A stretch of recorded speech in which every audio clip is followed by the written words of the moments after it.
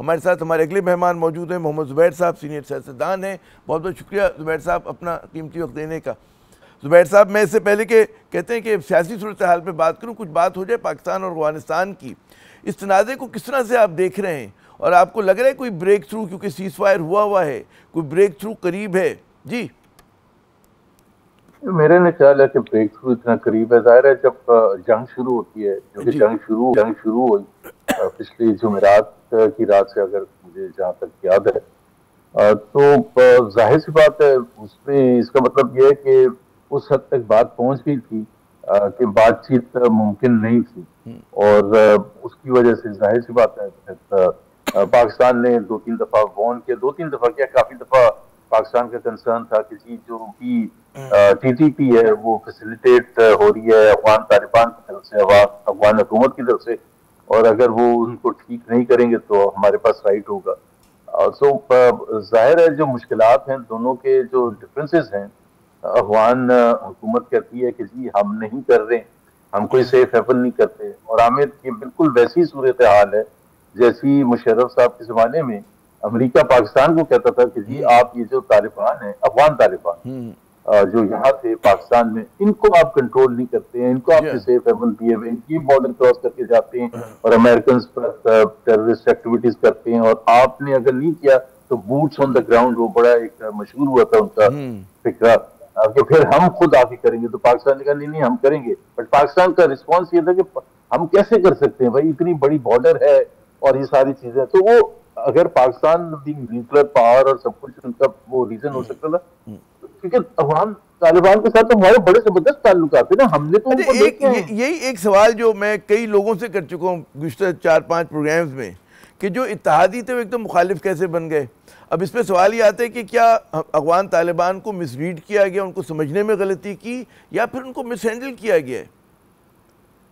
पाकिस्तान की जो अफगान पॉलिसी है ना पिछले 30-35 साल से हैज बीन अ डिजास्टर, और मेरा ख्याल है उस पर कोई दो राय नहीं।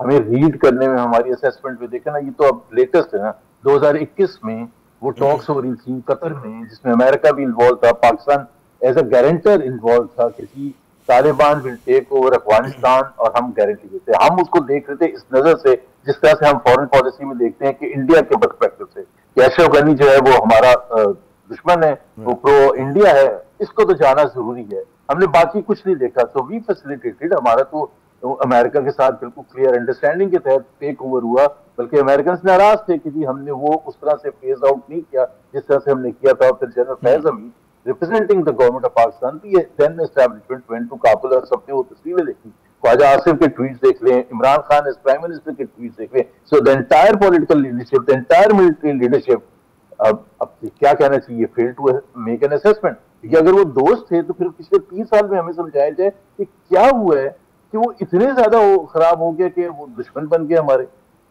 तो ये आपके व्हाट इज योर गेस, आपको क्या लग रहा है क्या हुआ? वो मतलब है जो जैसे हमारे, मैं देख रहा हूँ कि ख्वाजा आसिफ साहब जिस तरह की गुफ्तगू कर रहे हैं, वो तो खैर बहुत ही कहते हैं कि सिफारती ज़बान की नहीं बनती, लेकिन क्या क्या हुआ कि इतना ज़्यादा मतलब है कम्युनिकेशन ब्रेक डाउन हो गया और बात इस हद तक पहुँच गई कि बरह रास्त कोई सॉफ्ट लड़ाई नहीं हो रही है, मतलब कोई कहते हैं कवर्ट लड़ाइयाँ नहीं हो रही हैं, ओवर्ट, अब मतलब बाकायदा मतलब सैकड़ों लोग मारे गए, दर्जनों लोग हलाक हुए हैं। जी, पहले तो एक देखे ना, जब 10-15 साल पहले भी जब वो होता था कि एक good Taliban and bad Taliban, और तो बहुत से लोग, मैं भी उसमें शामिल था, कहते थे तालिबान है तालिबान, वो हमारे दोस्त नहीं है। कैसे हो सकता है कि अफगान तालिबान हमारे दोस्त हैं और पाकिस्तान तालिबान हमारे दुश्मन है? ये दोनों भाई हैं। सो हमारे, लेकिन हमारे बहुत से लोग समझते भी थे, लेकिन उनके ऊपर जो सबसे बड़ा था ना, जो हमारी फॉरेन पॉलिसी का सबसे ज्यादा खराब एक तरीका रहा है कि हम इंडिया के एंगल से देखते हैं। Ashraf Ghani is pro India, इसका तो जाना जरूरी है, बाकी तालिबान आएंगे वो हम उनको हैंडल। हालांकि किसी हालत में भी तालिबान को हमें फैसिलिटेट नहीं करना चाहिए था as an organisation, as a political party, as a government, जो औरतों के खिलाफ, जो छोटी बच्चियों के खिलाफ, जो उनकी पार्टिसिपेशन, जो हमें पता था सब कुछ, और हम फिर भी जाके उसको फैसिलिटेट करें, वैसे ही नहीं करना चाहिए। तो आपको लग रहा है कोर्स करेक्शन हो रहा है क्या पाकिस्तान की तरफ से इस मामले पे? कोई भी नहीं होगा कोर्स करेक्शन, बिकॉज हमारा देखे ना, स्ट्रेटेजिक डेथ पॉलिसी भी अफगानिस्तान के हवाले से बनाई गई, और फिर उसको 2019 में जब वापस लपेटा गया तो जनरल बाजवा ने क्या कहा था, जनरल बाजवा ने कहा कि हम स्ट्रेटेजिक डेप्थ की पॉलिसी को खत्म कर रहे हैं because it brought devastating consequence. 2022 अक्टूबर में जनरल बाजवा ने जो तकरीर की Pakistan military academy passing out में, उन्होंने कहा कि मैं बड़ा प्राउड हूं कि हमने टेररिज्म को खत्म कर दिया। अब उसको आए में भी अफगान तालिबान को साल से ज्यादा हो चुका था। सो हमारा समझना, इसलिए मैं कहता हूं मुझे नहीं पता कोर्स करेक्शन हो रहा है ये नहीं, कोर्स करेक्शन होने के लिए जरूरी है कि तमाम मेजर स्टेक होल्डर्स की राय लें, खास तौर पर केपी की जो हुकूमत है, क्योंकि सबसे ज्यादा सफर केपी के अवाम ने किया ना, उसको जो रिप्रेजेंट करती है, अगर आप उसी को ऑन बोर्ड नहीं करेंगे अपने पॉलिसी बनाते हुए, तो मेरा ख्याल है उसके नतीजे तो ठीक नहीं होंगे। एक कंसेंसस की जरूरत है और आपको नजर आ रहा है, जब यकीनन जैसे भारत के खिलाफ लड़ाई हुई थी तो कोई मतलब कंसेंसस की कमी नहीं थी, पाकिस्तान पूरा एक उस पर खड़ा हुआ था नुक्ते पर। लेकिन यहाँ पर जो है कि अफगान तालिबान को कैसे मैनेज करना है, हम देख रहे हैं कि जमीयत उलमा इस्लाम का अलग मौक़िफ़ आता है, पीटीआई जो है वो भी गुफ्तगू की बात करती है। आपने दुरुस्त फरमाया कि तमाम स्टेक होल्डर्स को जो है ऑन बोर्ड लेना चाहिए। मैं चाहूँगा कि कुछ सियासी मामलात पर आते हैं, हमारी जो कहते हैं डोमेस्टिक पॉलिटिक्स है, वही हलचल, वही अफरा तफरी है। और आज जो है केपी के जो नए वज़ीर आला हैं उनको फिर नहीं मिलने दिया गया इमरान खान साहब से, फिर से मेरी मुराद उससे पहले अली अमीन गंडापुर इसी आजमाइश से गुजरते थे। क्या देख रहे हैं आप? कुछ चीज़ें इस तब्दीली के बाद जो है कुछ आपको लग रहा है कुछ बेहतरी की तरफ जाएंगी या माजराई की शिद्दत में इजाफा होगा? जी लेकिन बात यह है कि मेरा ख्याल है महाजराई में इजाफा होगा, क्योंकि गंडापुर को जनरली बहुत से लोग, मुझे नहीं पता उसमें कितनी सच्चाई थी, लेकिन नजर आता था कि बहुत सी जगह पर वो कॉम्प्रोमाइज कर जाते थे एस्टैब्लिशमेंट के साथ, हुकूमत पाकिस्तान के साथ। ये एक है, और इमरान खान ने सोच समझ के ये पॉइंट किया है कि ये जो पुराना फॉर्मूला था गंडापुर के थ्रू, जो भी आपकी जो सियासी मकासद थे पीटीआई के, वो उससे पूरा नहीं हुआ। तो अब एक ऐसे शख्स को उतारा गया जो कि मेरा ख्याल है सारी कश्तियां जला के आए हैं, और कश्तियां थी नहीं उनके पास, तो वो अब ऐसी सिचुएशन में आए जहां वो महाजराई को बढ़ाएंगे। अब इसमें बढ़ाने में जाहिर सी बात है उनकी दिलचस्पी सिर्फ उस हद तक होगी कि पीटीआई के लिए और इमरान खान के लिए हालात को साजगार किया जाए। इसी वजह से मैं कहता हूँ कि हुकूमत पाकिस्तान ने जिस तरह से शुरू किया था, परवेज रशीद जैसे एक संजीदा शख्स भी आके कह रहे हैं हम नहीं बनने देंगे, चीफ मिनिस्टर अता तायर कह रहे हैं कि हम नहीं बनने देंगे। मतलब आज तो जो बात हुई ना कि वज़ीर आज़म ने फोन किया, बात की, मतलब उनको अपनी हिमायत का यकीन दिलाया। जब शिकस्त हो गई, जब कुछ बचा नहीं, जब आप कोई पार्टी के बंदों को तोड़ नहीं सके, जो इलेक्शन कमीशन ने पूरा साथ देने की कोशिश की थी, सबको इंडिपेंडेंट डिक्लेयर कर दिया था, जब सब कुछ नहीं हुआ, कोर्ट भी आप चले गए, JUI चली गई, अता तायर ने कहा हम देखेंगे कैसे बनते सुहेल अफरीदी चीफ मिनिस्टर, जब आपके पास कोई बचे ही नहीं तो फिर आपके पास ऑप्शन क्या था? अच्छा नहीं, मान लिया कि केपी की सियासत में जो है तहरीक इंसाफ ने अपनी बढ़तरी साबित की हुई है, लेकिन अगर मजमूई तौर पे आप सियासी मंजरनामा देखें तो हुकूमत जो है काफ़ी मतलब है आरामदेह पोजीशन में नज़र आ रही है।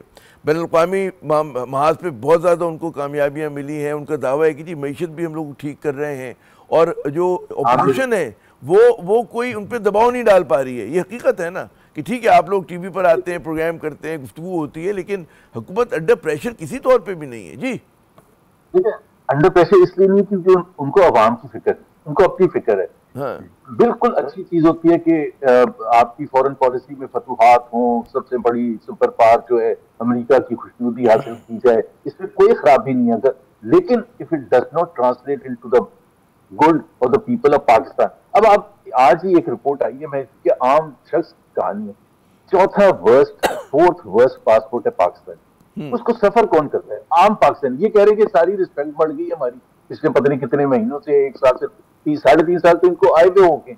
अब वो अगर फोर्थ वर्स्ट है और हमारे नीचे सब सहारन अफ्रीका भी नहीं है, हमारे से ऊपर नॉर्थ कोरिया भी है, तो जो आम पाकिस्तानी है आप खुद उसकी मुश्किलात समझ सकते हैं कि उसके लिए कितनी ज्यादा मुश्किलात है। This is where international community treats Pakistan, and हमें समझना चाहिए कि ये जो रेड पासपोर्ट कैरी करते हैं पाकिस्तानी, या ब्लू पासपोर्ट कैरी करते हैं, या एलीट है जिनको सब कुछ मिल जाता है आने जाने के लिए, Pakistan is not about them. So Pakistan की जो, जिस आप कह रहे हैं कि इकोनॉमी, भाई इकोनॉमी क्या गुर्बत बढ़ गई है, कोई डिनाई नहीं करता, गुर्बत बढ़ी है, एक्सपोर्ट के जो फिगर है वो एक्सपोर्ट डाउन है, ट्रेड डेफिसिट बढ़ गया है। हाँ, आप ये एलीट के लिए जबरदस्त, देखें कितनी जबरदस्त तेजी से स्टॉक मार्केट ऊपर जाता है। बट यही तो तजाद है, यही तो हुकूमत समझने से कासिर है कि भाई आप किसकी परचेजिंग पावर 60% कम हो जाए मिडिल क्लास की, और आप कहेंगे जी हम बड़ा जबरदस्त कर रहे हैं, और 3.5 साल 4.25 साल हो चुके हैं भाई। ये किसी अब हम यू करना शुरू करेंगे प्राइवेटाइजेशन में, स्टेट इंस्टीट्यूशन की तबाही में कोई कमी वो नहीं है। इकोनॉमी जो है, मीशत, मुझे पता है आपकी एक्सपर्टीज़ है और बड़ा दिलचस्प मौजू भी है, लेकिन अपनी कहते हैं ना कि मजीद वो चाहता है, वक्त चाहता है। बहुत बहुत शुक्रिया ज़ुबैर साहब, आपने अपना कीमती वक्त दिया।